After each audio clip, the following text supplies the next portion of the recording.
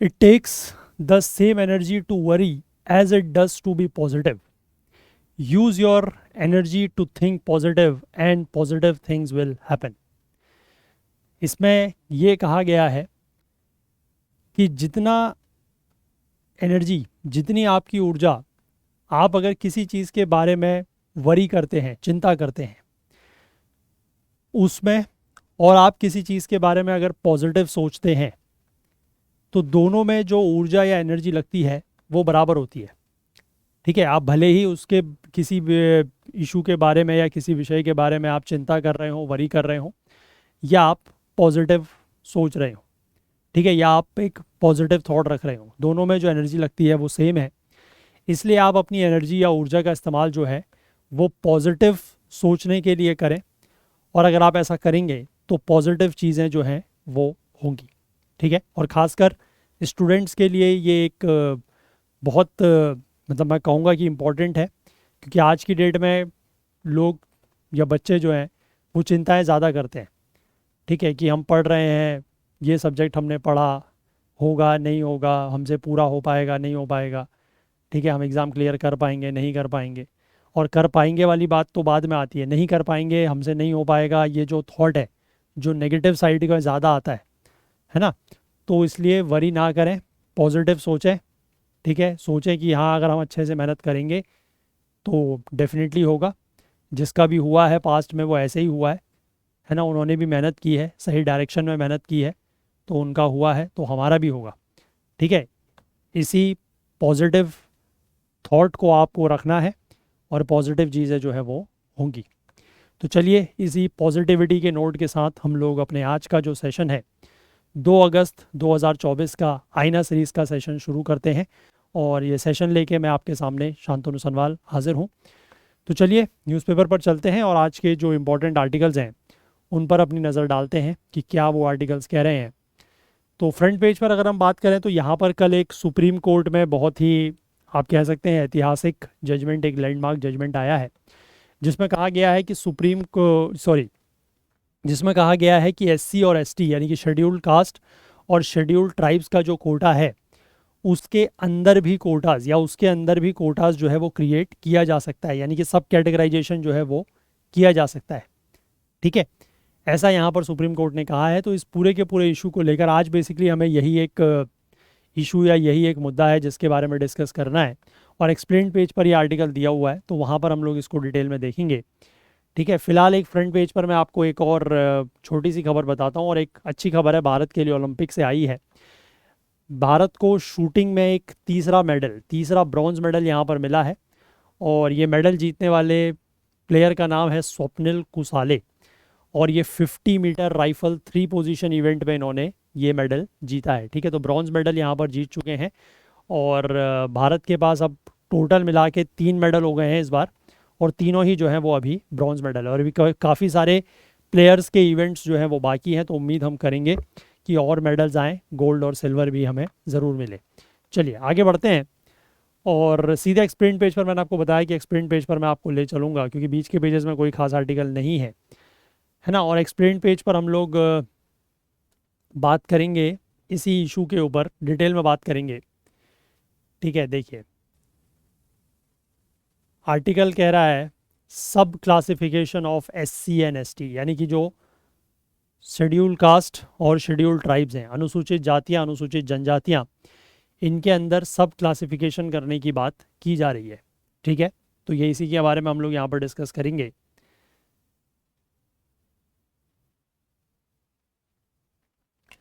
तो देखिए कल जो ये फैसला आया है सुप्रीम कोर्ट का, ये 7 जजों की बेंच का फैसला था। ठीक है, ये मैं आपको बता रहा हूँ, इट्स अ 7 जज बेंच डिसीजन। और यहाँ पर सुप्रीम कोर्ट ने रीफ्रेम किया है कि किस तरीके से जो शेड्यूल कास्ट और शेड्यूल ट्राइब्स का कोटा है वो ऑपरेट करेगा, यानी कि वो लागू होगा। और इस तरीके का जो रीफ्रेम किया गया है, ये जब से भी ये कोटा लागू हुआ है 1950 से, जब से हमारा संविधान बना है, ठीक है, तब से इन रिजर्वेशंस को, इन आरक्षण को इंट्रोड्यूस किया गया कॉन्स्टिट्यूशन में 1950 से। उसके बाद पहली बार इस तरीके की रिफ्रेमिंग जो है वो की गई है। अब 7 जजों की बेंच ने ये फैसला सुनाया है। हालांकि यूनानिमस जजमेंट तो नहीं है, यानी कि सातों जज जो है वो इसके फेवर में नहीं है। एक जज ने अपना डिसेंट यहाँ पर दिया है, लेकिन 6-1 से रूलिंग यहाँ पर फैसला आया है। इस जज को जो है, सॉरी, इस बेंच को जो है वो हेड कर रहे थे जस्टिस, मतलब CJI, ठीक है, दैट इज जस्टिस चंद्रचूड़। और इन्होंने यहाँ पर राज्यों को ये परमिट किया है, ठीक है। मुख्य बात इसमें क्या है, देखो कि यहाँ पर राज्यों को ये परमिशन दी गई है कि वो SC और ST कैटेगरीज के अंदर, जो SC और ST कैटेगरीज होती हैं उसके अंदर सब क्लासिफिकेशंस या सब कैटेगरीज जो हैं वो क्रिएट कर सकते हैं for the purpose of according wider protection through fixed sub quotas to the most backward communities within these categories. यानी कि जो SC और ST कम्युनिटीज़ हैं या कैटेगरीज हैं उनके अंदर भी जो मोस्ट बैकवर्ड कैटेगरीज हैं, ठीक है, या जो मोस्ट बैकवर्ड कम्युनिटीज़ हैं उनको आप कोटा दे सकते हैं। उनको आप अलग से, या उस पूरे के पूरा जो SC ST का कोटा है उसके अंदर आप अलग से जो मोस्ट बैकवर्ड कम्युनिटीज़ हैं, जो मोस्ट बैकवर्ड कैटेगरीज हैं, उनको आप अलग से कोटा इसमें अंदर दे सकते हैं, ठीक है। ऐसा यहाँ पर बताया गया है और स्टेट्स को ये परमिट किया गया है कि वो इस तरीके का सब क्लासिफिकेशन ST और SC कैटेगरीज के अंदर कर सकते हैं, ठीक है। अब यहाँ पर इसी को लेकर, वैसे हम लोगों ने ये केस बहुत बार पहले भी डिस्कस किया हुआ है ना, लेकिन फिर से आज हम इसको थोड़ा सा देख रहे हैं। अब यहाँ पर देखो, एक सुप्रीम कोर्ट का ही 2004 का फैसला था, ठीक है। वो फैसला था EV Chinnaiah versus state of Andhra Pradesh. तो इस फैसले ने, जो कल फैसला आया है, उसने 2004 के सुप्रीम कोर्ट के इस फैसले को जो है वो एक तरीके से ओवर रूल किया है, पलट दिया है, ठीक है। इसमें बेसिकली क्या बोला था, देखो ये जो EV चिनैया वाला केस था, इसमें क्या बोला था 2004 में, सुप्रीम कोर्ट ने ये कहा था कि SC और ST की जो लिस्ट है वो एक होमोजीनियस ग्रुप है। होमोजीनियस का मतलब क्या होता है, एक जैसा, मतलब SC अगर हैं तो वो सारे SCs एक जैसे हैं, STs हैं तो वो सारे STs एक जैसे हैं। ये 2004 के केस में कहा गया था, ठीक है। और इनको फर्दर जो है वो डिवाइड नहीं किया जा सकता, मतलब उनके अंदर किसी प्रकार का सब क्लासिफिकेशन या सब कैटेगराइजेशन नहीं किया जा सकता है।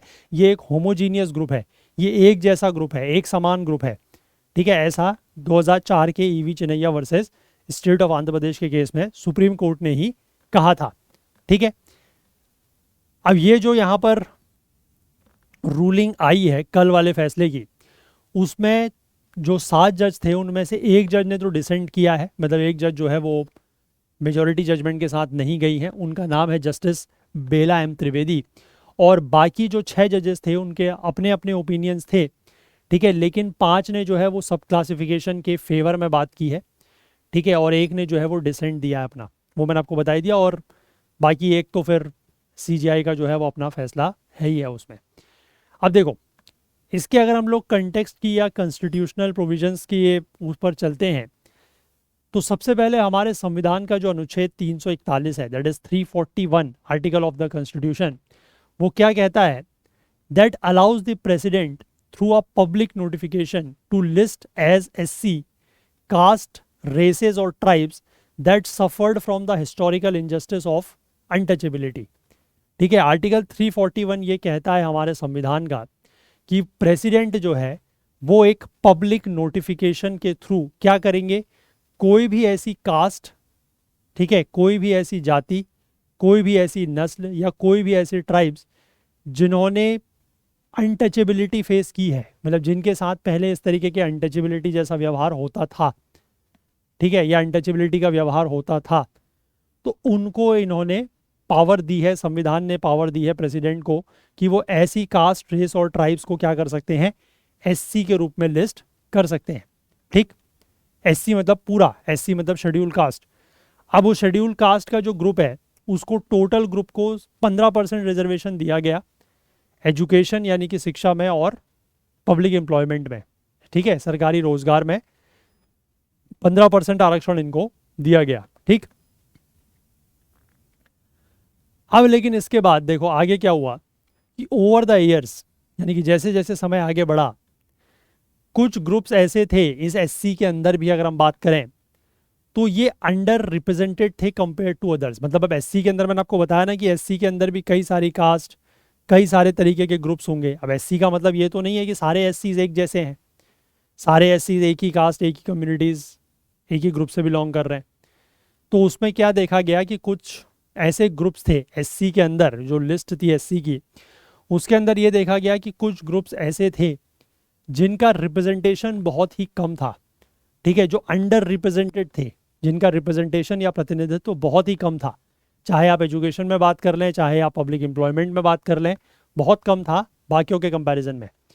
ठीक है, यानी कि 15% का कोटा जो एस को दिया गया था, उसका फ़ायदा कुछ ही एससी कम्युनिटीज़ को मिल रहा था, बाकी कुछ को जो है वो फ़ायदा नहीं मिल रहा था, ऐसा देखा गया। और states have made attempts to extend more protection to these groups, but the issue has run into judicial scrutiny. अब राज्यों में जो है वो, कुछ राज्यों ने इस तरीके के प्रयास किए कि जो ऐसी कम्युनिटीज़ हैं जो बहुत ज़्यादा अंडर रिप्रेजेंटेड हैं, उनको कुछ फ़ायदा दिया जाए। ठीक है, उनको कुछ ज़्यादा प्रोटेक्शन दिया जाए। लेकिन जब राज्यों ने ऐसा करने की कोशिश की है, तो फिर उसमें जुडिशियल स्क्रूटनी या वो मामले जो हैं वो कोर्ट तक चले गए। जैसे यहाँ पर पंजाब का एक बड़ा फेमस केस है 1975 का। देखो हुआ क्या था, पंजाब ने एक नोटिफिकेशन जारी किया और जिसमें ये कहा गया कि एससी रिजर्वेशंस के अंतर्गत सबसे पहली प्रेफरेंस या प्राथमिकता जो है वो वाल्मीकि और मजहबी सिख कम्युनिटीज़ को दी जाएगी, जो कि पंजाब के अंदर सबसे ज़्यादा पिछड़ी हुई मोस्ट बैकवर्ड कम्युनिटीज़ हैं। ठीक है, ऐसा 1975 में इन्होंने नोटिफिकेशन जारी किया। अब 2004 में बेसिकली ये चैलेंज हो गया after the apex court struck down a similar law in Andhra Pradesh in EV Chinnaiah. तो जब ये ईवी चिनैया वाला केस हुआ है ना, तो उसी में इस तरीके का एक और लॉ जब स्ट्रक डाउन हुआ, तो सुप्रीम कोर्ट ने इसको जब चैलेंज किया गया तो ये भी स्ट्रक डाउन हो गया यहाँ पर। ठीक है, अब इसके बाद कोर्ट ने यहाँ पर देखो उस समय क्या कहा था। ठीक है, सुप्रीम कोर्ट की मैं बात बता रहा हूँ। सुप्रीम कोर्ट ने उस समय ये कहा था कि the court held that any attempts to create a differentiation within the SC list would essentially amount to tinkering with it और which the constitution did not empower states. ठीक है, सुप्रीम कोर्ट ने ये कहा कि अगर SC list के अंदर बार बार एससी में मेरे को सुप्रीम कोर्ट याद आता है। एससी में का मतलब है शेड्यूल कास्ट। शेड्यूल कास्ट की जो लिस्ट है उसके अंदर अगर किसी भी प्रकार का डिफरेंशिएशन क्रिएट किया जाता है, यानी कि उसके अंदर अगर आप अलग अलग ग्रुप्स बनाने की कोशिश करते हैं, एक अंतर पैदा करने की कोशिश करते हैं, डिफरेंस पैदा करने की कोशिश करते हैं, तो इसका मतलब क्या होगा? इसका मतलब ये होगा कि आप उसके साथ टिंकरिंग कर रहे हैं, मतलब छेड़खानी कर रहे हैं। ठीक है, और कॉन्स्टिट्यूशन ने जो है ये पावर राज्यों को नहीं दी है, क्योंकि कॉन्स्टिट्यूशन के आर्टिकल 341 में ये पावर प्रेसिडेंट के पास है कि वो उस लिस्ट में नाम शामिल कर सकते हैं। ठीक है, यहाँ पर वही चीज़ सुप्रीम कोर्ट ने फिर से दोहराई कि आर्टिकल 341 जो है वो प्रेसिडेंट को एम्पावर करता है, ओनली एम्पावर द प्रेसिडेंट। सिर्फ और सिर्फ ये शक्ति किसको दी गई है? प्रेसिडेंट को, कि वो इस तरीके के नोटिफिकेशन जो है वो जारी कर सकते हैं। और पार्लियामेंट के पास ये पावर है कि वो इस लिस्ट में किसी प्रकार के नाम को अगर जोड़ना या घटाना है ना, या कोई नाम जोड़ना है या किसी नाम को हटाना है, तो ये पावर या शक्ति सिर्फ किसके पास है? पार्लियामेंट के पास।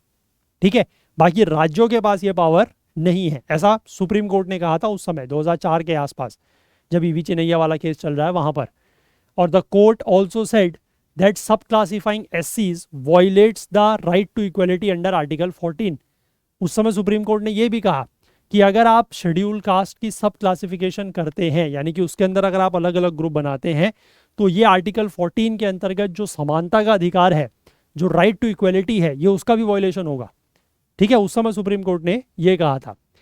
अब इस रूलिंग के आधार पर 2004 की बात थी, इस रूलिंग के आधार पर 2006 में पंजाब और हरियाणा का जो हाईकोर्ट है उसने doctor Kishan Pal versus state of Punjab, इस केस में क्या करा कि जो 1975 की नोटिफिकेशन थी, ठीक है, 1975 की जो नोटिफिकेशन मैंने आपको बताई थी, उसको स्ट्रक डाउन कर दिया। हालांकि उसी साल फिर से पंजाब की सरकार ने फिर से एक एक्ट पास किया, that is schedule caste and backward classes reservation in services act 2006, और उसमें फिर से वही चीज़ जो 1975 की नोटिफिकेशन में थी वो उन्होंने यहाँ पर फिर से इंट्रोड्यूस कर दी कि जो वाल्मीकि और मजहबी सिख कम्युनिटी हैं उनको जो रिजर्वेशन में पहली प्रेफरेंस या पहली प्राथमिकता मिलेगी। अब ये फिर से चैलेंज हो गया। अब इसके बाद देखो, इस एक्ट को चैलेंज कर दिया गया दविंदर सिंह के द्वारा। दविंदर सिंह बेसिकली एक नॉन वाल्मीकि और नॉन मजहबी Sikh community, Sikh SC community के मेंबर थे। अब ये जो हाई कोर्ट है, पंजाब और हरियाणा का जो हाई कोर्ट है, इसने 2010 में इस एक्ट को स्ट्रक डाउन कर दिया, ठीक है, leading to an appeal at the supreme court. अब जब स्ट्रक डाउन किया गया एक्ट तो फिर इसकी अपील हुई, मतलब सुप्रीम कोर्ट में अपील हुई। 2014 में ये केस जो है वो 5 जजों की बेंच को रेफर किया गया, ये डिटरमाइन करने के लिए या ये देखने के लिए कि जो ईवी चिनैया का फैसला है 2004 में जो फैसला आया था, क्या उसके ऊपर रिकंसिडरेशन या उसके ऊपर पुनर्विचार होना चाहिए या नहीं होना चाहिए। ये मामला जो है वो 5 जजों की बेंच को ट्रांसफर कर दिया गया, ठीक है। उसके बाद आगे देखें, उसके बाद 2020 में आए हम। 2020 में क्या हुआ, justice Arun Mishra headed constitution bench in Davinder Singh versus state of Punjab. इसमें यह कहा गया कि जो कोर्ट का 2004 का फैसला था, कौन सा वाला, ईवी चिनैया वाला, कि वो फैसले को जो है रिकंसिडरेशन उसमें करना पड़ेगा। दैट डिसीजन रिक्वायर्ड रिकंसिडरेशन, मतलब उस पर पुनर्विचार जो है वो करना पड़ेगा। और रूलिंग में ये नोट किया गया कि that the court and the state can not be a silent spectator and shut it eyes to stark realities, कि जो भी सच्चाई है उसको लेकर चाहे कोर्ट हो चाहे स्टेट हो, वो एक साइलेंट स्पेक्टेटर, एक मूक दर्शक बन के नहीं रह सकते और अपनी आंखें जो है वो उस सच्चाई की तरफ मोड़ नहीं सकते, बंद नहीं कर सकते, ऐसा यहाँ पर कहा गया। Crucially is disagreed with the premise that SC are a homogeneous group and saying there are unequals within the list of scheduled caste, scheduled tribes and socially and educationally backward classes।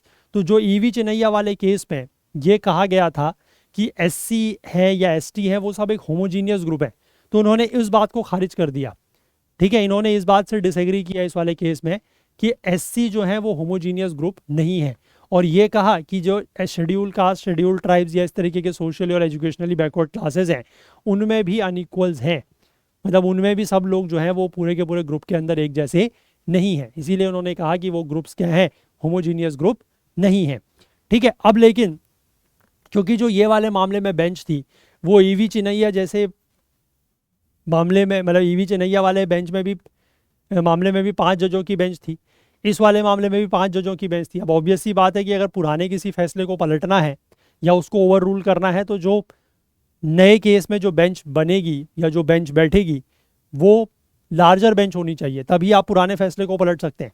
लेकिन इन दोनों में 5 जजों की bench थी तो इसलिए ये मामला फिर वहाँ पर तो नहीं पलट पाया, लेकिन इसीलिए फिर 7 जजों की बेंच के पास ये मामला आया और इस मामले की सुनवाई जो है वो इसी साल फरवरी में जो है वो शुरू हुई, ठीक है।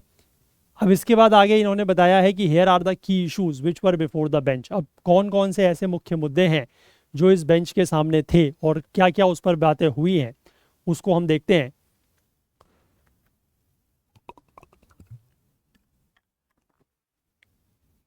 तो सबसे पहला जो मुद्दा है दैट इज इशू नंबर 1 कि are all caste in the SC list to be treated similarly, कि SC की जो लिस्ट है उसके अंदर जितनी भी जातियां हैं, जितनी भी कास्ट हैं, क्या उन सभी को एक समान ट्रीट किया जाए, ठीक है, या उन सबको एक ही समान ट्रीट किया जाना चाहिए, ये सवाल था। अब फिर से आर्टिकल 341 का जिक्र आया। आर्टिकल 341 का जो क्लॉज 1 है वो क्या कहता है कि प्रेसिडेंट को पावर है, ये तो मैं आपको बार बार तीसरी बार बता रहा हूँ, प्रेसिडेंट के पास ये पावर है कि वो स्पेसिफाई कर सकते हैं कास्ट, रेस और tribes in a state which shall for the purpose of this constitution be deemed to be the schedule caste in relation to that state और union territory as the case में be, ठीक है। Article 341 का clause ये 1 ये कहता है कि प्रेसिडेंट को ये पावर मिली है, संविधान जो है वो राष्ट्रपति को ये पावर देता है कि वो किसी भी कास्ट, रेस या ट्राइब को, किसी भी राज्य की किसी भी रेस, कास्ट या ट्राइब को स्पेसिफाई कर सकते हैं, ठीक है, संविधान के for the purpose of this constitution, संविधान के पर्पस के लिए, इस संविधान के किसी भी उद्देश्य के लिए, कि इस तरीके की कास्ट, रेस और ट्राइब्स को क्या माना जाएगा, उस राज्य के या यूनियन टेरिटरी के संबंध में शेड्यूल कास्ट माना जाएगा, ठीक है, चाहे वो राज्य का होगा तो राज्य की, यूनियन टेरिटरी की है तो यूनियन टेरिटरी की, ऐसा आर्टिकल 341 का क्लॉज 1 कहता है। इसके बाद आर्टिकल 341 का क्लॉज 2 क्या कहता है? 341 का क्लॉज 2 ये कहता है कि that only parliament can include और एक्सक्लूड एनी कास्ट, रेस और tribe from the list of एससीज। ठीक है, मतलब लिस्ट में नाम अगर ऐड हो रहा है, ठीक है, कोई नया नाम अगर उसमें शामिल हो रहा है, कोई नई कास्ट शामिल हो रही है, तो प्रेसिडेंट के पास ये पावर है। और अगर उसमें कोई नाम ऐड और एक्सक्लूड करना है, इंक्लूड या एक्सक्लूड करना है, तो वो कौन कर सकता है? पार्लियामेंट। ठीक, आर्टिकल 341(2) में ये लिखा है। अब जो ईवी चिनैया वाला केस था, उसमें कोर्ट ने क्या कहा था? उसमें कोर्ट ने ये कहा था कि SC must be treated identically. ठीक है, फिर वही वो होमोजीनियस ग्रुप वाली बात इन्होंने यहाँ पर फिर से एक तरीके से कह दी कि SC must be treated identically since the constitution envisaged the same benefits for them, क्योंकि कॉन्स्टिट्यूशन में जो है उन सब के लिए सेम बेनिफिट्स की बात की गई है, without taking into account their individual relative backwardness, कि वो इंडिविजुअली कितने ज़्यादा बैकवर्ड हैं। ठीक है, एक कम्युनिटी दूसरे से ज़्यादा बैकवर्ड है तो उसको ज़्यादा फ़ायदे मिले, ऐसा संविधान नहीं कहता है। ठीक है, ऐसा ईवी चिनैया वाले केस में कहा गया। लेकिन जो थर्सडे का जजमेंट यानी कि कल का जो फैसला आया है, इसमें सीजीआई चंद्रचूड़ ने इस बात को खारिज किया है और ये कहा है कि the inclusion in the presidential list does not automatically lead to the formation of a uniform and internally homogeneous class which can not be further classified. कि अगर जो प्रेसिडेंशियल लिस्ट में अगर नाम शामिल होता भी है, तो इसका मतलब ये नहीं है कि वो एक होमोजीनियस ग्रुप बन गया, एक यूनिफॉर्म और एक इंटरनली होमोजीनियस ग्रुप बन गया और उसको आप फर्दर जो है वो क्लासीफाई नहीं कर सकते। ठीक है, ऐसा नहीं है, ऐसा यहाँ पर सीजीआई ने कहा है। सीजीआई ने ये कहा है कि जो ये प्रेसिडेंशियल लिस्ट है ऑफ शेड्यूल कास्ट, ये एक लीगल फिक्शन है।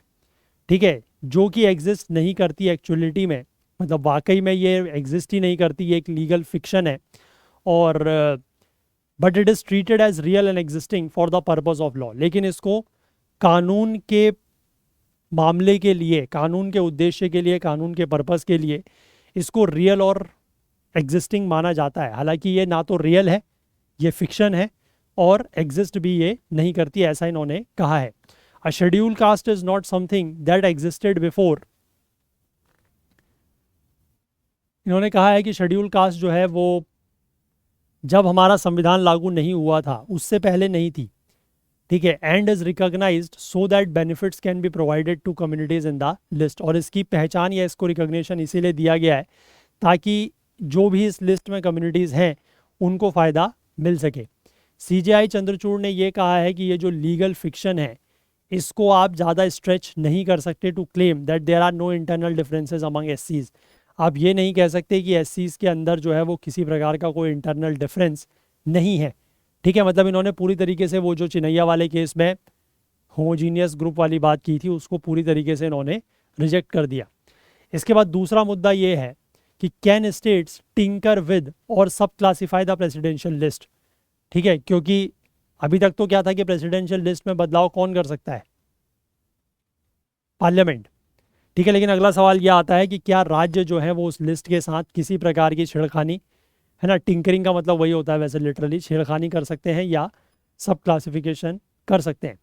तो देखो, आर्टिकल 15 क्लॉज 4 ये कहता है हमारे संविधान का, वो राज्यों को ये पावर देता है to make any special provisions for the advancement of एससीज, कि एससीज के एडवांसमेंट के लिए, एससीज को, शेड्यूल कास्ट को आगे बढ़ाने के लिए राज्यों के पास ये पावर है कि वो कोई भी विशेष प्रावधान ला सकता है।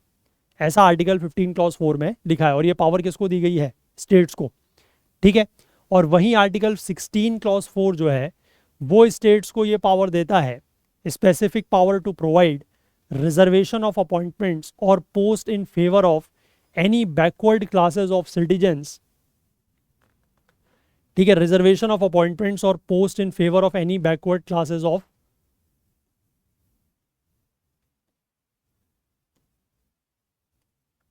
Citizens which is not adequately represented in the services of the state. अच्छा, एक चीज़ का यहाँ पर ध्यान रखना कि यहाँ पर जो मैं ये स्टेट वर्ड डिफाइन मतलब डिस्कस कर रहा हूँ ना, आर्टिकल 15 और आर्टिकल 16 में, इसका मतलब स्पेसिफिकली राज्य नहीं है। ठीक है, क्यों क्यों नहीं है? क्योंकि आपको पता है कि we are discussing part 3, article 15, 16 they are fundamental rights. ठीक है, संविधान का पार्ट 3 हम डिस्कस कर रहे हैं, और पार्ट 3 को लेकर आर्टिकल 12 जो है, सबसे पहला आर्टिकल 12 जो है वो स्टेट को डिफाइन करता है कि what is state for part 3 and 4। ठीक है ना, ये आपको पता होगा आई थिंक। तो स्टेट्स का मतलब यहाँ पर सिर्फ और सिर्फ राज्य नहीं है, स्टेट्स मतलब है अथॉरिटी। ठीक है ना, स्टेट्स उसमें क्या क्या है पार्ट 12 में, वो आई होप आर्टिकल 12 में वो आपको पता होगा, है ना। तो वही सारे जो हैं दैट इज स्टेट, ये बात का ध्यान रखिएगा। ठीक है, अब देखो कोर्ट ने ईवी चिनैया के केस में क्या कहा था कि power under these articles were limited to providing quotas in education and public employment to the states backward classes. It held that once reservation, अच्छा वो जो स्टेट्स मतलब राज्य भी उसमें शामिल है, बट स्टेट का मतलब एक्सक्लूसिवली वो स्टेट नहीं है, ये ध्यान रखना। ठीक है, मतलब स्टेट का मतलब वो सारी जो अथॉरिटीज़ हैं that are listed in article 12, क्योंकि 15-16 की जब हम बात कर रहे हैं तो दीज आर फंडामेंटल राइट्स। ठीक है ना, these are fundamental rights mentioned in part 3, और पार्ट 3 की जब हम बात करते हैं तो आर्टिकल 12 डिफाइन करता है कि पार्ट 3 और पार्ट 4 के लिए दैट इज फंडामेंटल राइट्स, और डीपीएसपीज के लिए स्टेट्स का क्या क्या मतलब है। समझते हैं ना बात को, या नहीं समझ पा रहे जो मैं कह रहा हूँ? अच्छा चलो एक काम करते हैं, अगर आप नहीं समझ पा रहे हो सकता है कि कुछ लोग नहीं समझ पा रहे हो, ऐसा भी हो सकता है, may be it is possible. ठीक है, वेरी मच पॉसिबल। तो एक काम करते हैं, रुकिए, और काम ये करते हैं कि थोड़ा सा आर्टिकल देख लेते हैं। कोई बात नहीं, अगर नहीं समझ में आ रहा है तो कोई दिक्कत नहीं है। कॉन्स्टिट्यूशन ऑफ इंडिया, ठीक है, तो इसमें अगर हम बात करें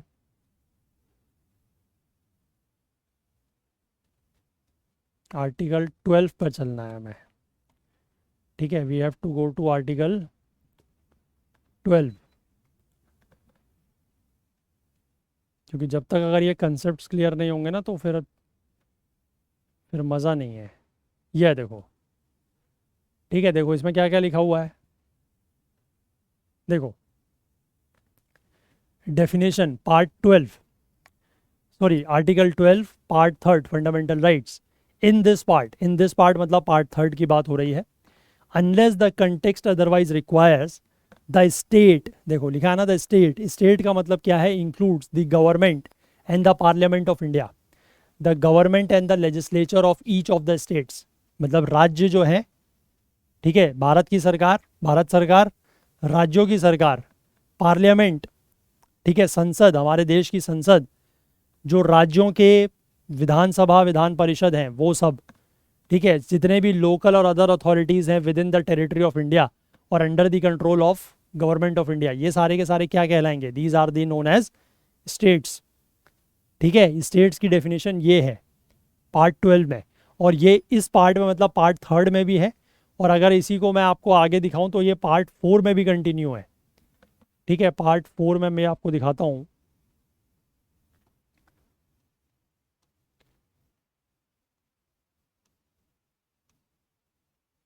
ये देखो पार्ट 4 का आर्टिकल 36-35 तो पार्ट 3 है ना, 12 से 35।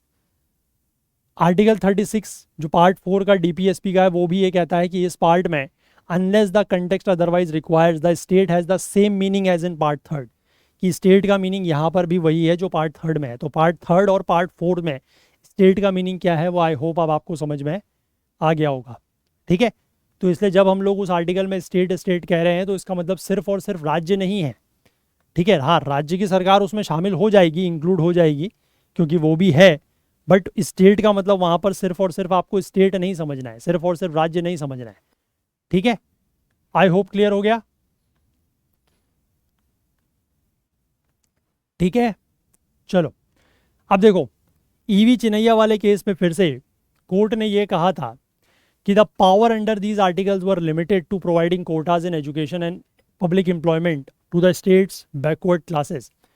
ये कहा गया था कि इन आर्टिकल्स के अंदर यानी कि 15 क्लॉज 4 16 क्लॉज 4 के अंतर्गत जो पावर्स हैं, जो शक्तियां हैं, वो सीमित हैं सिर्फ एजुकेशन यानी कि शिक्षा में और पब्लिक एम्प्लॉयमेंट में कोटा देने के लिए, ठीक है, यानी कि रिजर्वेशन या आरक्षण देने के लिए जो स्टेट की बैकवर्ड क्लासेस हैं उनको।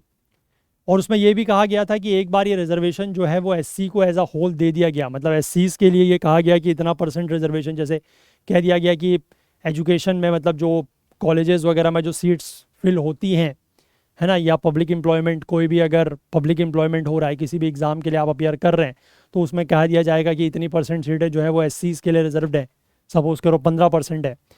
तो एक बार अगर उनको एज अ होल ये रिजर्वेशन दे दिया गया तो it is not open to the state to sub classify a class already recognised by the constitution. तो उसके बाद ये उस क्लास को जिसको कॉन्स्टिट्यूशन ने ऑलरेडी रिकॉग्नाइज किया है उसको स्टेट क्या है, सब क्लासीफाई नहीं कर सकते। And allot a portion of the already reserved quota among the state created sub class within the SC list, ठीक है, और उनको अलग से कोटा जो है वो अलॉट नहीं कर सकते, ऐसा यहाँ पर चिन्नैया के केस में कहा गया है।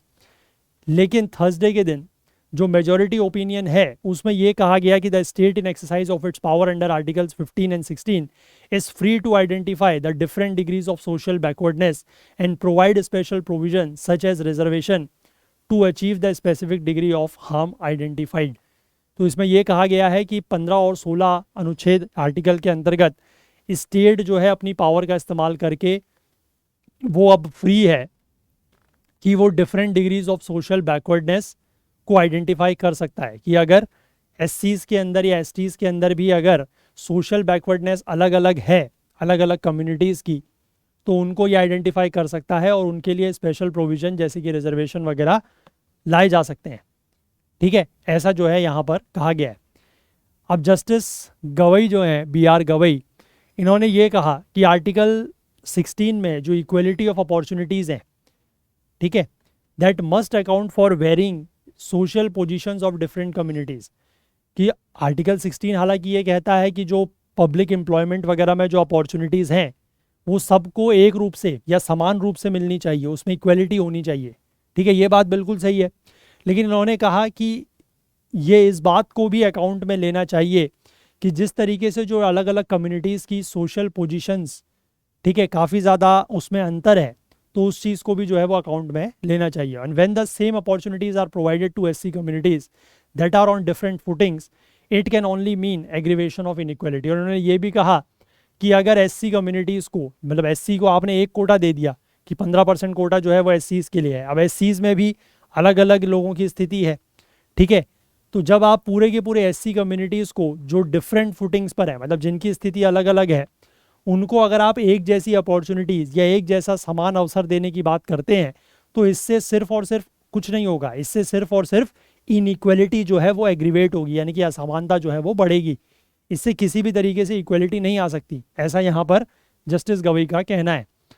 अब इसके बाद on the subject of SC communities that oppose sub classification, कि जो एससी कम्युनिटीज़ हैं जो सब क्लासिफिकेशन का विरोध या अपोज करते हैं, तो उसको लेकर जस्टिस गवई ने यहाँ पर यह कहा है कि इनका जो एटीट्यूड है, इस तरीके की कम्युनिटीज़ का जो एटीट्यूड है वो कैसा है, is akin to that of a person in the general compartment of the train, कि इन कम्युनिटीज़ का जो एटीट्यूड है वो एक उसी तरीके के व्यक्ति का है जैसा कि उसका ट्रेन के जनरल कंपार्टमेंट में एक पैसेंजर का होता है, ठीक है। पहले तो वो व्यक्ति क्या करता है कि वो कंपार्टमेंट के बाहर है, ठीक है, वो स्ट्रगल करता है जनरल कंपार्टमेंट में घुसने के लिए, और एक बार वो अंदर घुस गया तो उसके बाद फिर वो हर पॉसिबल अटेम्प्ट करता है कि बाकी लोग जो कंपार्टमेंट के बाहर हैं वो अंदर ना आ पाए, ठीक है।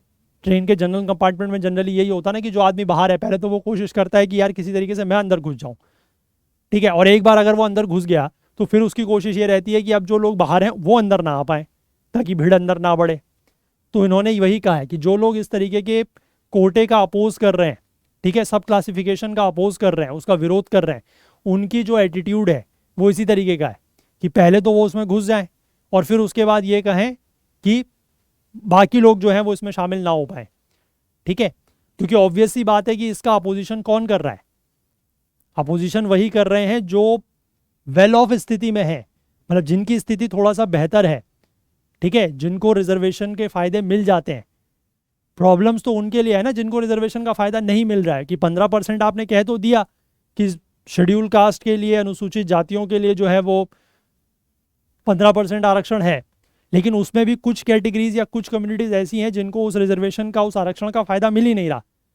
ठीक है, जिनको फ़ायदा मिल रहा है वो तो अपोज करेंगे ही, ठीक है, क्योंकि वो तो उस कंपार्टमेंट में घुस चुके हैं, उनको वो 15% आरक्षण मिल रहा है। अब वो चाह रहे हैं कि ये 15% आरक्षण जो है वो पूरा हमें ही मिलता रहे, ठीक है, या हमारी जैसी कम्युनिटीज़ को ही मिलता रहे। जो नीचे की कम्युनिटीज़ हैं, जिनकी स्थिति जो ज़्यादा बैकवर्ड है, उन तक ये फ़ायदा ना पहुंच सके। तो वही वाली स्थिति सही बताई है यहाँ पर इन्होंने, बिल्कुल अच्छा एग्जाम्पल दिया है कि जनरल कंपार्टमेंट में घुसने वाले भी उसी व्यक्ति की तरह है जो पहले खुद तो घुसने की कोशिश करता, और एक बार वो खुद घुस गया तो फिर वो बाहर से किसी को अंदर नहीं आने देना चाहता। ठीक है, अब इसके बाद आगे देखो, तीसरा इशू यहाँ पर ये बताया है कि what is the yard stick for सब क्लासिफिकेशन। अब ये सब क्लासिफिकेशन कैसे किया जाएगा, ठीक है, यहाँ पर जो मेजॉरिटी ओपिनियन है उसने स्ट्रिक्ट या स्ट्रिंजेंट रेड लाइंस ड्रॉ की हैं for the states on how to work out the sub quotas. States को यहाँ पर ये डेमोन्स्ट्रेट करना होगा a need for wider protections being empirical evidence and have a reasonable rational for classifying sub groups and these reasoning can be further be tested in court. ठीक है, अब देखो यहाँ पर जब हम स्टेट्स का जिक्र कर रहे हैं ना, तो यहाँ पर स्टेट्स का मतलब स्पेसिफिकली राज्य है, क्योंकि हम यहाँ पर किसी आर्टिकल के कंटेक्स्ट में बात नहीं कर रहे हैं। जब हम आर्टिकल के कंटेक्स्ट में बात करते हैं पार्ट 3 और पार्ट 4 के आर्टिकल्स को लेकर, तब स्टेट्स का मतलब अलग है। ठीक है ना, यहाँ पर तो जो स्टेट शब्द लिखा है उसका मतलब राज्य ही है। ठीक है, तो यहाँ पर क्या लिखा है कि states will have to demonstrate a need for wider protection. ठीक है, पहले राज्यों को जो है ये देखना होगा कि वाइडर प्रोटेक्शन की ज़रूरत किस किस को है, किस कम्युनिटी को है। ब्रिंग एम्पेरिकल एविडेंस, उसको लेकर सबूत लाने होंगे, एम्पेरिकल एविडेंस लाने होंगे, और रीजनेबल रैशनल होना चाहिए सब ग्रुप्स में क्लासिफाई करने के लिए। ठीक है, जो उनका सॉरी जो उनका तर्क है, जो रैशनल है, वो रीजनेबल होना चाहिए। मतलब आर्बिट्रेरीनेस नहीं होनी चाहिए कि आप किसी को भी अपने मनमाने तरीके से सब क्लासिफाई कर दे रहे हैं, ऐसा नहीं होगा, क्योंकि अदरवाइज जो ये रीजनिंग है, ठीक है, जो आपने यहाँ पर तर्क दिया है, उसको कोर्ट में फिर आगे जाके टेस्ट भी हो सकता है, वो कोर्ट में चैलेंज भी हो जाएगा अगर कुछ गड़बड़ी हुई तो। इसलिए आर्बिट्रीनेस नहीं रखनी है। ठीक है, और सीजीआई ने यहाँ पर यह भी कहा है कि that any form of representation in public services must be in the form of effective representation, not merely numerical representation. है ना, ये भी कहा गया है कि पब्लिक सर्विसेज में जो रिप्रेजेंटेशन है, जो प्रतिनिधित्व है, वो इफेक्टिव रिप्रेजेंटेशन होना चाहिए, सिर्फ और सिर्फ न्यूमेरिकल रिप्रेजेंटेशन नहीं होना चाहिए। As a result, even if an SC community is represented adequately just by the numbers, they may be barred from achieving effective registration by being promoted to higher post। ठीक है, तो मतलब सिर्फ और सिर्फ न्यूमेरिकल रिप्रेजेंटेशन के आधार पर नहीं, बल्कि इफेक्टिव रिप्रेजेंटेशन होना चाहिए। और इन्होंने ये कहा है कि जैसे मान लो कि कोई SC कम्युनिटी है, ठीक है, उसका नंबर वाइज तो एडिक्वेट रिप्रेजेंटेशन है। Even if an SC community is represented adequately just by the numbers, they may be barred from achieving effective representation by being promoted to higher post। ठीक है, तो effective representation से कैसे उनको बार किया जा सकता है या कैसे उनको रोका जा सकता है? By being promoted to higher post. ठीक है, कि हायर पोस्ट पे उनको प्रमोशन नहीं मिल रहा है, तो इसलिए स्टेट को ये प्रूफ करना होगा कि ग्रुप कास्ट एंड जो ग्रुप और caste larger group of SC से बनाया जा रहा है is more disadvantaged and inadequately represented and this must be based on quantifiable data. ठीक है, ये बात का ध्यान रखना है कि शेड्यूल कास्ट में से जो मतलब पूरा का पूरा जो शेड्यूल कास्ट है उसके अंदर जो एक सब ग्रुप बनाने की बात हो रही है, उसमें इस तरीके से बनाना होगा कि जो ग्रुप आप बना रहे हो वो ज़्यादा डिसएडवांटेज्ड है, ठीक है, वो इनएडिक्वेटली रिप्रेजेंटेड है, और ये सारी चीज़ें डेटा के आधार पर होनी चाहिए। क्वांटिफिएबल डेटा मतलब जिसको आप क्वांटिटी के टर्म्स में मेजर कर सकते हो। ठीक है, आर्बिट्रीनेस कहीं पर भी नहीं होनी चाहिए, अदरवाइज फिर बाद में अगर ये मामले कोर्ट में गए तो वहाँ पर फिर ये फैसले पलट भी जाएंगे। ठीक है, इसके बाद देखो एक और पॉइंट है, एक और इशू है कि does the creamy layer principle apply to schedule caste, कि क्या शेड्यूल कास्ट के ऊपर जो क्रीमी लेयर का प्रिंसिपल है क्या वो लागू होता है?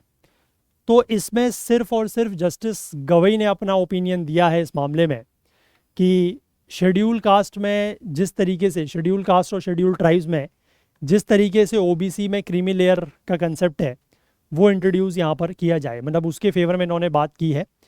और ये कंसेप्ट जो है वो इनकम सीलिंग लगाता है ऑन रिजर्वेशन एलिजिबिलिटी, मतलब रिजर्वेशन की एलिजिबिलिटी इनकम के आधार पर इसमें होती है। और ये इंश्योर किया जाता है कि beneficiaries are those in a community that need quota the most. ठीक है, ओबीसी में क्या होता है, क्रीमी लेयर वो हैं जिनकी इनकम लिमिट ज़्यादा है।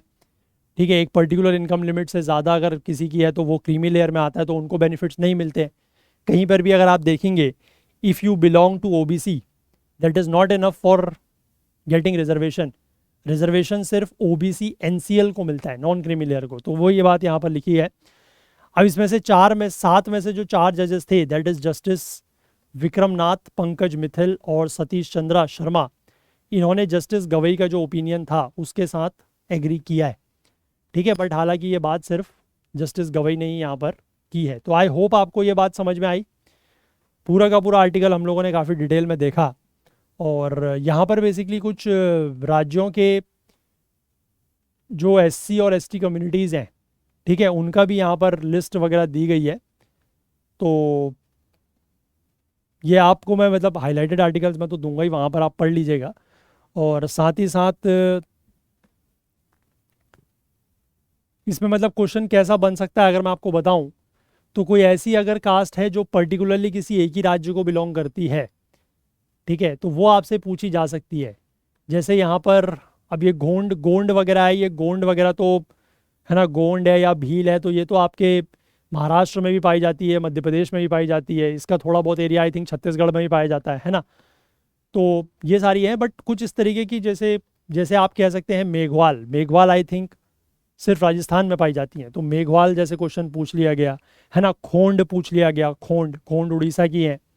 ठीक है, इसी तरीके से आपसे कोई भी मतलब ऐसी कम्युनिटी पूछ ली गई, जैसे वेस्ट बंगाल की दी गई है राजबंशी या मटुआ, ठीक है, इस तरीके की पूछ ली गई, या गुजरात की वंकर पूछ ली गई।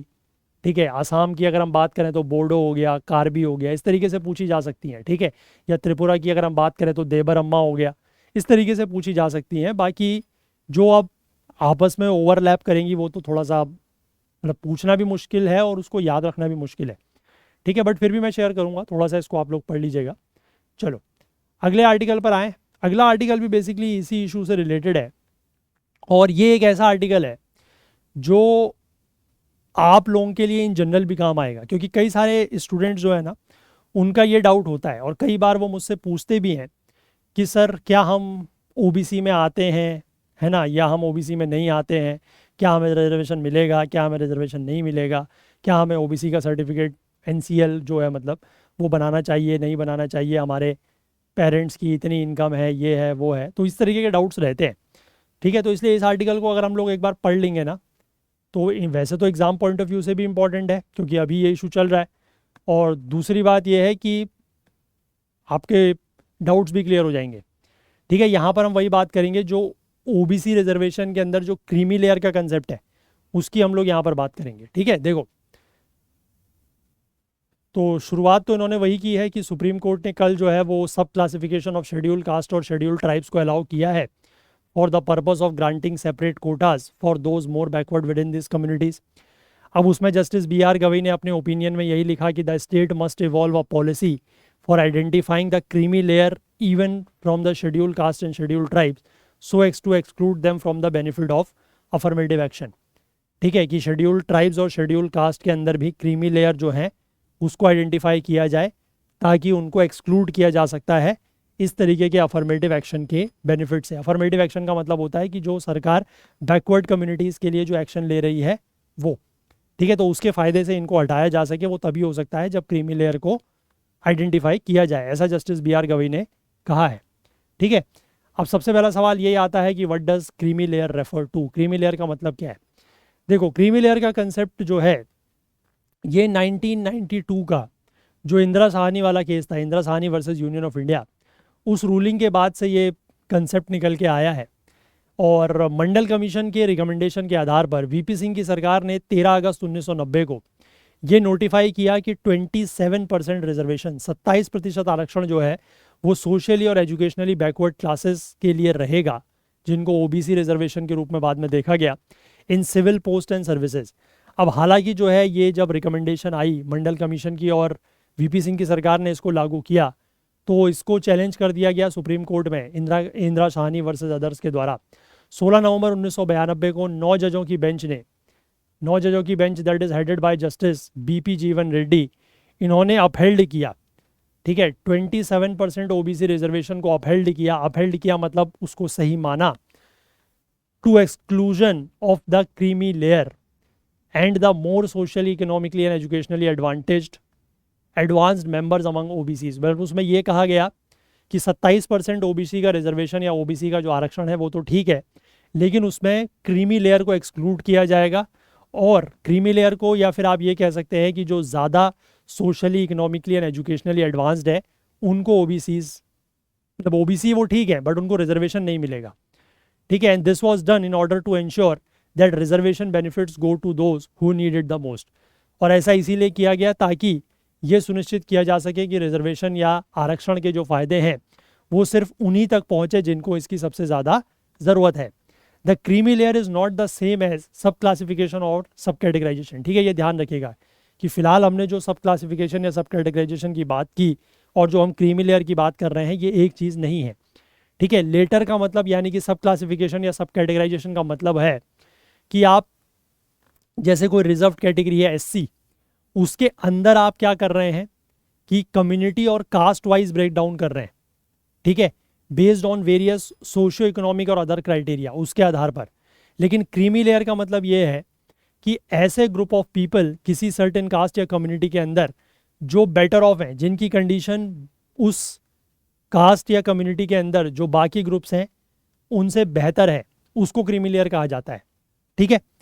अब how is creamy layer among the OBC identify, देखो ये इंपॉर्टेंट पॉइंट है। अब कैसे क्रीमी लेयर को आइडेंटिफाई किया जाता है, तो देखो the logic of determining the creamy layer was made by an expert committee headed by the retired Justice Ram Nandan Prasad, which was constituted following the Indira Sahni judgment। 1992 में जब इंदिरा साहनी का judgement आया था उस वाले केस में, उसके बाद एक कमेटी बनाई गई जस्टिस राम नंदन प्रसाद के अध्यक्षता में, और इन्होंने जो है ये बताया है कि क्रीमी लेयर को कैसे डिटरमाइन किया जाएगा। इस कमेटी ने अपनी रिपोर्ट जो है वो 10 मार्च 1993 को सौंपी, और बेस्ड ऑन विच, और उसी के आधार पर 8 सितंबर को डीओपीटी ने, that is department of personal and training ने 6 कैटेगरीज ऑफ पीपल को लिस्ट किया है जिनके बच्चे जो हैं वो क्रीमी लेयर माने जाएंगे। अब ये क्या क्या है, कॉन्स्टिट्यूशनल या स्टैट्यूटरी पोस्ट, यानी कि जो भी व्यक्ति किसी भी संवैधानिक पद पर या किसी भी स्टैट्यूटरी पोस्ट पर है, ठीक है, किसी भी स्टैट्यूटरी बॉडी में है या किसी भी संवैधानिक पद पर है, मतलब राष्ट्रपति, उपराष्ट्रपति, प्रधानमंत्री, ठीक है, या कोई भी कॉन्स्टिट्यूशनल पोस्ट है, ठीक है, स्पीकर ऑफ द लोकसभा, या राज्यों के जो मुख्यमंत्री हैं, विधानसभा के जो अध्यक्ष हैं, गवर्नर हैं, ये सारे कॉन्स्टिट्यूशनल पद हो गए, है ना। आपका सुप्रीम कोर्ट, हाई कोर्ट के जज हैं, सीजीआई हैं, सीएजी हैं, अटॉर्नी जनरल हैं, वो सारे कॉन्स्टिट्यूशनल पोस्ट हैं, ठीक है। उसी तरीके से जो स्टैट्यूटरी बॉडीज़ हैं उनके जो है, ठीक है, तो वो सारे के सारे उनके जो भी बच्चे होंगे वो क्रीमी लेयर होंगे, ठीक है, they will be included in the creamy layer. तो सीधी सी बात है कि अगर वो क्रीमी लेयर में होंगे तो उनको, भले ही वो ओबीसी हैं बट उनको फ़ायदा नहीं मिलेगा रिजर्वेशन का। दूसरा ये बताया गया है कि group A and group B officers of central and state governments, employees of PSUs and statutory bodies, universities, यानी कि सेंट्रल और स्टेट गवर्नमेंट्स में, केंद्र सरकार या राज्य सरकारों में ग्रुप ए और ग्रुप बी के जो ऑफिसर्स हैं उनके बच्चे भी जो हैं वो क्रीमी लेयर में आएंगे। इसके बाद जो स्टैट्यूटरी बॉडीज़, यूनिवर्सिटीज़ या पीएसयूज़ हैं, पब्लिक सेक्टर अंडरटेकिंग्स जो हैं, उनके जो एम्प्लॉयज़ हैं, वहाँ पर जो लोग काम करते हैं, उनके बच्चे भी क्रीमी लेयर में आएंगे। इसके बाद आर्म्ड फोर्सेस की अगर मैं बात करूँ या पैरामिलिट्री फोर्सेस की बात करूँ, तो उसमें कर्नल या उससे ऊपर की जो रैंक है, ठीक है, चाहे आप आर्मी, नेवी, एयरफोर्स की बात करें, जो भी इक्विवेलेंट रैंक है, और पैरामिलिट्री फोर्स में भी जो इक्विवेलेंट रैंक होती है कर्नल के ऊपर, वो सारे के सारे क्रीमी लेयर में आएंगे।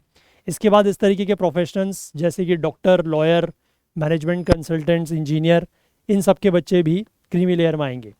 इसके बाद property owners with agricultural holdings और वैकेंट लैंड एंड और बिल्डिंग्स, ठीक है, जिनके पास खुद की प्रॉपर्टी होगी, एग्रीकल्चरल लैंड है या वैकेंट लैंड है या कोई बिल्डिंग्स वगैरह हैं, और ऐसे लोग जो इनकम और वेल्थ टैक्स एसएससी हैं, मतलब इनकम टैक्स या वेल्थ टैक्स भरते हैं, वो भी इसमें शामिल होंगे, मतलब they will also be included, उनके बच्चे भी क्या कहलाएंगे, क्रीमी लेयर।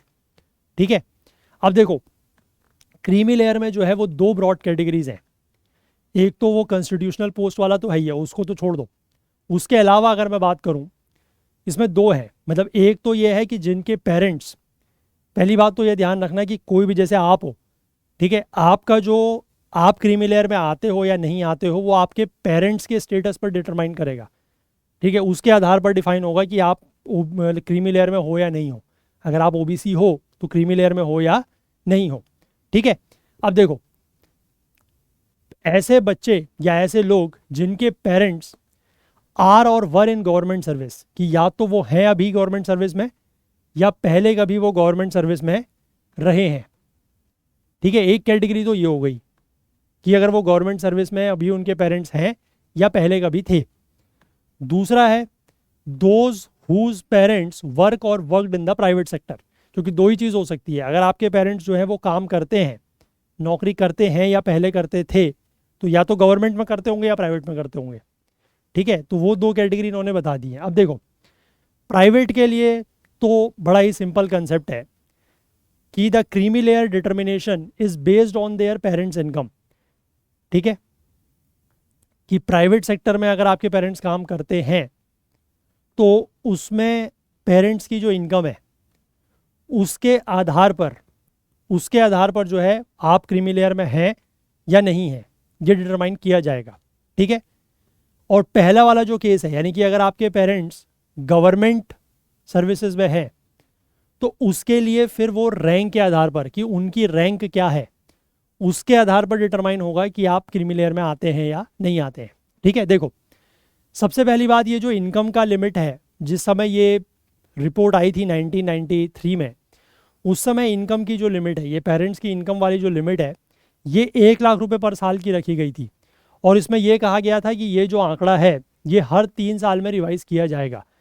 ठीक है, लेकिन 2017 के बाद जब इस थ्रेशोल्ड को अपडेट किया गया 8 लाख, ठीक है, 2017 में ये लिमिट को बढ़ा के 8 लाख रुपए कर दिया गया, उसके बाद से इसमें कोई रिवीजन नहीं हुआ है। मतलब आज की डेट में भी अगर आप बात करें, आपके पेरेंट्स अगर प्राइवेट सेक्टर में काम करते हैं, ठीक है, प्राइवेट जॉब में काम करते हैं, और अगर उनकी जो इनकम है, जो सैलरी है, वो 8 लाख रुपए सालाना से कम है, तो आप क्रीमी लेयर नहीं है, आप नॉन क्रीमी लेयर में आएंगे, आपको आरक्षण का फ़ायदा मिलेगा। और अगर वो प्राइवेट सेक्टर में काम करते हैं और अगर उनकी सैलरी या उनकी इनकम जो है वो एनुअल इनकम 8 लाख रुपए से ज़्यादा है, तो फिर वो आप क्रीमी लेयर में आते हो और आपको रिजर्वेशन बेनिफिट्स नहीं मिलेंगे। ठीक है, यहाँ तक क्लियर हो गई बात। इसके बाद देखो 2015 में national commission for backward classes ने ये रिकमेंड किया था इस इनकम थ्रेशोल्ड को 15 लाख तक बढ़ा दिया जाए, हालांकि उसमें कोई एक्शन नहीं लिया गया, और एट प्रेजेंट मैंने आपको बताया कि ये लिमिट जो है वो 8 लाख की ही है। ठीक है, अब इसके बाद अगर हम दूसरी कैटेगरी की बात करें कि उन बच्चों के लिए जो गवर्नमेंट सर्विसेज में काम करते हैं, उन पेरेंट्स के बच्चों की अगर हम बात करें, तो देखो उसमें क्या होगा कि either parent being recruited as a group A officer, the highest category government servants in India, यानी कि ऐसे लोगों के बच्चे जिनका रिक्रूटमेंट ही ग्रुप ए में हुआ है, मतलब ऐसा मान लीजिए कि आईएएस है, ठीक है, कोई आईएएस बन गया, कोई आईपीएस बन गया, तो उनका recruitment he group A services में हो रहा है। ठीक है, तो उनके जो बच्चे हैं वो क्रीमी लेयर कहलाएंगे, साफ साफ वो क्रीमी लेयर कैटेगरी में आ गए। ठीक, और वो भी आइदर ऑफ द पेरेंट्स है, यानी कि आपकी माता या पिता में से कोई भी अगर उनका direct recruitment group A services में हुआ है, ठीक है, तो आप क्रीमी लेयर कैटेगरी में हैं और आपको रिजर्वेशन बेनिफिट्स नहीं मिलेंगे। और दूसरा फिर कैटेगरी ये है कि और becoming a group A officer via promotion prior to age of 40 makes one ineligible for OBC reservation. ठीक है, और अगर मान लीजिए डायरेक्ट रिक्रूटमेंट उनका ग्रुप ए में नहीं हुआ है, लेकिन ग्रुप ए में वो प्रमोट हो गए हैं, उनका प्रमोशन हो गया है ग्रुप ए सर्विसेज में, ग्रुप ए लेवल तक वो पहुंच गए हैं 40 साल की उम्र से पहले। ठीक है, उनकी 40 साल की उम्र से पहले अगर वो ग्रुप ए के ऑफिसर बन गए हैं, ठीक है, ग्रुप ए लेवल के ऑफिसर, तो उस केस में भी आप क्रीमी लेयर में आएंगे और आपको ओबीसी के अंतर्गत जो रिजर्वेशन या आरक्षण है उसका फ़ायदा नहीं मिलेगा। ठीक, ये समझ गए। इसके बाद अगला केस है कि both parents being group B officers also puts someone in the creamy layer. अगर दोनों पेरेंट्स जो हैं वो ग्रुप बी ऑफिसर हैं, ठीक है, ग्रुप ए में तो आइदर में काम हो रहा है, लेकिन ग्रुप बी में अगर दोनों ऑफिसर जो हैं वो ग्रुप बी में है तो वो क्रीमी लेयर में आ जाएगा। ठीक, similarly children of a colonel और those of higher ranks in the army and of equivalent ranks in navy air force, ये तो मैंने आपको बता ही दिया कि कर्नल या उससे ऊपर के रैंक के जो भी ऑफिसर्स हैं उनके बच्चे, चाहे वो आर्मी में हैं या उसी की जो इक्विवेलेंट रैंक आपकी नेवी या एयरफोर्स में होती है, वो भी क्रीमी लेयर कैटेगरी में आएगा। यूनियन गवर्नमेंट ने जो है एक कमेटी बनाई थी by the former DOPT secretary that is BP Sharma March 2019 में इस क्राइटेरिया को रिव्यू करने के लिए। हालांकि उसमें अभी तक कोई प्रोग्रेस नहीं हुई है और जो क्राइटेरिया पहले का बना हुआ है ना, वही रामनंदन प्रसाद कमेटी द्वारा वही यहाँ पर चल रहा है। बस वही है कि उसमें वो इनकम लिमिट को बढ़ा दिया गया और वो भी 8 लाख से ऊपर नहीं बढ़ी है। ठीक है, अब how might the creamy layer among SC and ST be decided, तो ये तो ओबीसी में कैसे काम करती है वो मैंने आपको बता दिया। अब अगला सवाल यही है कि एससी और एसटी में ये क्रीमी लेयर को कैसे डिसाइड किया जा सकता है। तो जस्टिस गवई ने ये बात जब कही तो उन्होंने ये कहा कि the criteria for exclusion of the creamy layer from the schedule caste and schedule tribes for the purpose of affirmative action could be different from the criteria as applicable to the OBC. कि मतलब जिस तरीके से OBC में creamy layer का concept है या criteria है, उसके हिसाब से शेड्यूल कास्ट और शेड्यूल ट्राइब्स में क्राइटेरिया थोड़ा सा अलग हो सकता है। However he stopped short of providing a definitive criteria of how this determination में बी मेड। हालांकि उन्होंने कोई क्राइटेरिया बताया नहीं कि किस तरीके से ये डिटर्मिनेशन किया जा सकता है। जस्टिस पंकज मित्तल ने in passing hinted at one possible criteria that might be used. तो इन्होंने जस्टिस पंकज मित्तल ने एक पॉसिबल क्राइटेरिया की थोड़ा सा हिंट दी है। उन्होंने ये कहा कि उनके विचार में, उनके ओपिनियन में, कि it has rightly been observed that a child studying in St Stephen's College और any good urban college can not be equated with a child studying in a rural school और college and that he can not be grouped into the same bracket. मतलब एक तरीके से इन्होंने school के ये बताया कि जो बच्चा किसी अच्छे स्कूल में, अच्छे कॉलेज में पढ़ रहा है शहर के, और वहीं कोई दूसरा बच्चा अगर गांव के किसी कॉलेज में, स्कूल में पढ़ रहा है, तो आप उन दोनों को एक ही कैटेगरी में नहीं रख सकते। ठीक है, तो उसको इन्होंने यहाँ पर बताया। और इसके बाद ये लिखा है कि ओबीसी के कंपैरिजन में एससी की जो क्रीमी लेयर का जो इशू है दैट इज़ फ्राउट। ठीक है, मतलब वो एक चिंता का विषय है। Despite the benefits of affirmative action can the historic injustice of caste be wiped out. ठीक है, अफर्मेटिव एक्शंस तो ठीक है, अफर्मेटिव एक्शंस का तो बेनिफिट उनको मिल जाएगा, बट क्या जो हिस्टोरिक इनजस्टिस उनके साथ जाति को लेकर हुआ है, क्या वो ख़त्म हो सकता है? तो ओबीसीज़ के लिए इकोनॉमिक और सोशल क्राइटेरिया जो है वो अलाउ करता है, perhaps the allows upward mobility from backwardness. ठीक है, कि सोशल और इकोनॉमिक क्राइटेरिया की, अगर सोशल क्राइटेरिया और इकोनॉमिक क्राइटेरिया की अगर हम बात करें तो ओबीसीज़ के लिए वो उनको बैकवर्डनेस से एक अपवर्ड मोबिलिटी प्रोवाइड करता है कि वो बैकवर्डनेस से ऊपर उठ सकते हैं। लेकिन ऐसा एससीज़ और एसटीज़ के लिए नहीं कहा जा सकता, क्योंकि एससीज़ और एसटीज़ जो हैं वो कास्ट बेस्ड इश्यूज़ हैं। ठीक है, और nonetheless the apex court ruling leaves the final decision to states on whether to create a creamy layer exception and if so how to do it। ठीक है, तो यहाँ पर सुप्रीम कोर्ट का जो फैसला है उसने अंतिम, मतलब ये जो फैसला लिया जाएगा कि किस तरीके से क्रीमी लेयर का एक्सेप्शन करना है या नहीं करना है, ये फैसला राज्यों के ऊपर छोड़ने की बात की है। और अगर ऐसा होता है तो फिर मतलब क्रीमी लेयर अगर क्राइटेरिया कुछ बनेगा तो वो कैसे बनाया जाए वो राज्यों के ऊपर छोड़ दिया गया है। and they will likely have to constitute a committee on the lines of Justice R.N. Prasad committee for OBC reservations। अब राज्यों को भी करने के लिए कोई ना कोई कमेटी तो इस तरीके की बनानी पड़ेगी, है ना, जैसे ये रामनंदन प्रसाद कमेटी ने बना के ओबीसी का क्राइटेरिया दिया था, है ना, तो उस तरीके से इनको भी कुछ कमेटी वगैरह बनानी पड़ेंगी। अब वो आगे आने वाले समय में देखेंगे कोई इस तरीके की कमेटी बनती है या क्या होता है। ठीक है, बट फिलहाल आई होप आपको इस वाले आर्टिकल से एक फ़ायदा ज़रूर हुआ होगा, और वो यही है कि आपको ये ज़रूर समझ में आ गया होगा कि आप ओबीसी में हैं तो क्या आप नॉन क्रीमी लेयर में आते हैं या क्रीमी लेयर में आते हैं, क्योंकि इस बात को लेकर बहुत सारे डाउट्स लोगों के मन में रहते हैं। ठीक है, तो चलिए फिर यही आर्टिकल्स थे जो आज हमें डिस्कस करने थे, तो हम लोग अपने सेशन को फिर इतना ही रखते हैं। और जाने से पहले मैं आपको फिर से एक बार याद दिला दूं कि हमारा जो करंट अफेयर्स ओकुल वाला चैनल है वो आज 2 तारीख है, 5 तारीख तक वो चैनल आप लोगों के लिए विजिबल है। उसके बाद वो चैनल आपको नहीं दिखाई देगा क्योंकि उसको हम डिलीट कर देंगे। तो इसलिए अगर आप लोगों का पुराना कुछ बैकलॉग बचा हुआ है और आप उसको इस अगले आने वाले 2-3 दिन में अगर कंप्लीट कर सकते हैं तो वेल एंड गुड है, वहाँ से कर लीजिए। और अगर नहीं कर सकते हैं, आपको लग रहा है कि बैकलॉग बहुत ज़्यादा है, तो बेटर ये है कि आप कोर्सेज़ परचेज़ कर लीजिए आईना सीरीज़ के, इसीलिए मैं आपको 60% ऑफ दे रहा हूँ। ठीक है, और उसके बाद आप फिर जब चाहें अपनी कन्वीनियंस के हिसाब से पढ़ सकते हैं। अगर 2-3 वीडियोस का बैकलॉग है तो आप उसको कवर कर सकते हैं डेफिनेटली, बट अगर 10-15-20 वीडियोस का भी अगर बैकलॉग है तो वो फिर इतनी जल्दी आप नहीं कर पाएंगे, है ना। क्योंकि सिर्फ वीडियोस को आप किसी वेब सीरीज़ की तरह नहीं देख सकते कि आपने एक दिन में 4-4, 5-5 घंटे, 6-6 घंटे का देख दिया बट वो समझ में कुछ नहीं आएगा, तो उससे कोई फ़ायदा नहीं है। तो इट इज़ बेटर कि आपका जो भी अगर ज़्यादा बैकलॉग है तो आप उसको परचेज़ कर लें कोर्स को, और फिर अपनी कन्वीनियंस के हिसाब से आराम से देखते रहें।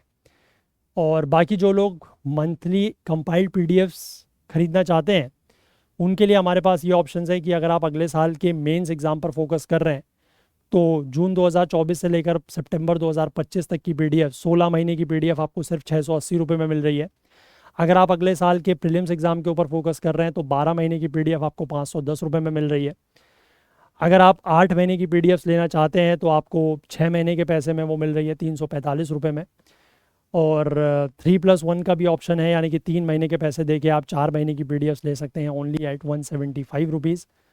और अगर आप मंथली पीडीएफ्स लेना चाहते हैं eight less than ₹2 per day, 2 रुपये से भी कम में एक दिन के, तो 59 रुपीज़ में आपको ये पीडीएफ्स दी जा रही हैं। जून के महीने की पीडीएफ ऑलरेडी लॉन्च्ड है, जुलाई के महीने की पीडीएफ भी बहुत जल्द जो है वो इसमें लॉन्च कर दी जाएगी। ठीक है, और बाकी मैं आप लोगों से रिक्वेस्ट करना चाहूँगा कि अगर आपको हमारे एफर्ट्स हेल्पफुल लग रहे हैं तो प्लीज़ इस QR कोड और UPI ID का सभी लोग ज़्यादा से ज़्यादा इस्तेमाल करें और आप हमें कुछ ना कुछ कंट्रीब्यूट ज़रूर करते रहें, सो दैट कि हमारा जो काम है हमें भी थोड़ा बहुत सपोर्ट मिलता रहे और ये सेशंस YouTube पर इसी तरीके से लंबे समय तक चलते रहें। तो इसलिए मेरी रिक्वेस्ट है आप लोगों से कि प्लीज़ अगर आपको किसी भी तरीके से हमारे सेशन से हेल्प मिल रही है तो प्लीज़ हेजिटेट ना करें और सभी लोग इस QR कोड और UPI ID का इस्तेमाल ज़रूर करें। और आप हमारा ऐप ज़रूर डाउनलोड करें प्ले स्टोर से, और अगर आपने किसी भी वीडियो कोर्स में हमारे एनरोल किया हुआ है तो आप वहाँ पर वीडियोस को डाउनलोड करके ऑफलाइन भी देख सकते हैं। बाकी हमारा आईना सीरीज़ के यही सारे कोर्सेज़ हैं जिनमें आप चाहें तो एनरोल कर सकते हैं। और जो आपको यहाँ पर लिस्टेड प्राइस दिख रहा है, अभी 5 तारीख तक अगर आप इनमें एनरोल करते हैं तो आपको 60% का ऑफ मिल जाएगा। ठीक है, तो आप चाहें तो इसमें ज़रूर एनरोल कर लें। लास्ट ईयर के भी हमारे पास इस तरीके के कोर्सेज अवेलेबल हैं, और लास्ट ईयर का एक ऑप्शन ये भी है, जुलाई 2023 से लेकर जून 2024 तक की 12 महीने की monthly compiled PDF notes only at 499 rupees. English में PDF नोट्स हम आपको दे रहे हैं। अगर आप चाहते हैं इसमें भी एनरोल करना तो ये भी डेफिनेटली कर सकते हैं। ठीक है, अपना साथ, अपना सहयोग कंट्रीब्यूशन के थ्रू हमारे साथ बनाए रखें। तो चलिए, अगर आपको आज का सेशन पसंद आया हो तो लाइक ज़रूर करें, ज़्यादा से ज़्यादा शेयर करें। आपके जो भी डाउट्स हैं, जो क्वेरीज़ हैं, वो आप कमेंट कर सकते हैं। चैनल को आपने सब्सक्राइब नहीं किया है तो सब्सक्राइब ज़रूर करें हमारे UPSC एंड SSC ओकुल के इस चैनल को। और मैं चाहूँगा कि ज़्यादा से ज़्यादा लोग हमारे साथ जुड़ें, ज़्यादा से ज़्यादा हमारी कम्युनिटी बड़ी हो। आपको, क्योंकि इतना डिटेल में देखो कहीं भी कोई नहीं पढ़ाता, ये बात आपको भी पता है। ठीक है ना, इसलिए हम लोग काफ़ी डिटेल में चलते हैं, एग्ज़ाम ओरिएंटेड चीज़ें पढ़ते हैं, है ना, इधर उधर की बातें नहीं करते हैं। ठीक है, तो इसलिए मैं चाहूँगा कि ज़्यादा से ज़्यादा लोग हमारे साथ जुड़ें। और अगर आप लोगों को सेशंस पसंद आ रहे हैं तो प्लीज़ आप लोग भी शेयर करें, अपने फ्रेंड्स वगैरह के साथ शेयर करें। ठीक है, कहीं भी आपके कोई ग्रुप्स वगैरह हैं उसमें शेयर करें, पर्सनल शेयर करें लोगों को। ठीक है, तो उससे भी लोग यहाँ पर हमारे साथ जुड़ेंगे। और अपना कंट्रीब्यूशन वगैरह बनाए रखें और बेल आइकन प्रेस करना भी ना भूलें, सो दैट कि आपको वीडियोस की नोटिफिकेशन ऑन टाइम मिल सकें। हाईलाइटेड आर्टिकल्स के लिए आप हमारा करंट अफेयर्स ओकुल जो टेलीग्राम चैनल है इसको ज़रूर ज्वाइन कर लें, क्योंकि इसको जब आप ज्वाइन करेंगे तो यहाँ पर आपको हाईलाइटेड आर्टिकल्स मिलते हैं बिल्कुल फ्री ऑफ कॉस्ट। इसका जो लिंक है वो नीचे डिस्क्रिप्शन में दिया हुआ है, या फिर आप इसको करंट अफेयर्स ओकुल सर्च करके भी ज्वाइन कर सकते हैं। या इस QR कोड को स्कैन करके भी ज्वाइन कर सकते हैं। ठीक है, चलिए तो आज के लिए इतना ही रखते हैं, बाकी कल को फिर से मिलेंगे इंडियन एक्सप्रेस न्यूज़ एनालिसिस की आईना सीरीज़ के साथ। तब तक के लिए अपना बहुत बहुत ध्यान रखें। Please do take care of yourself. Thank you, have a nice day, bye bye.